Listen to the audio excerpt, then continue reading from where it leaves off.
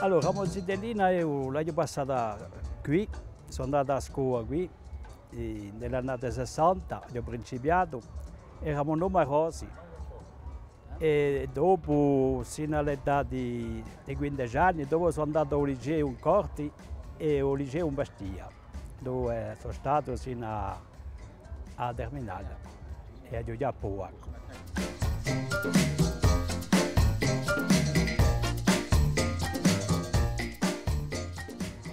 L'annata che mi piacciono di più è quando avete dei 20 anni.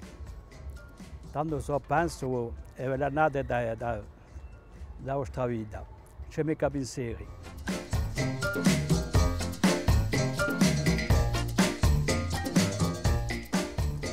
Corsica, io ho conosciuto come coglione, non viaggiamo mica tanto, non so, ma perché tutto è cambiato, eravamo più paesani, ha troppo cambiato, non è più la stessa. Bon, è vero che la vita di paese non è più quella, non so che oggi andiamo tutti in città per via di parecchi affari, per la scuola, per il lavoro.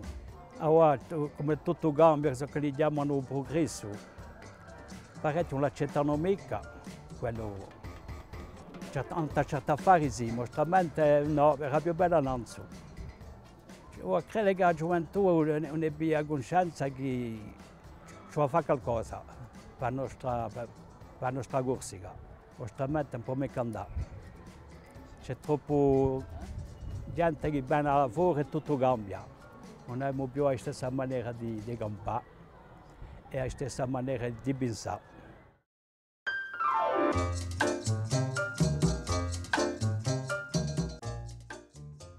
E beh, a noi che ti piace questo paese stesso, penso che in principio non abbia coscienza che se non stiamo così la fare non ha mica andare. Allora, cioè che noi che siamo più anziani, che siamo appena a nostra guida, questi giovani, che qualche volta facciano poi essere affari, insomma, che ci vuole a nostra isola.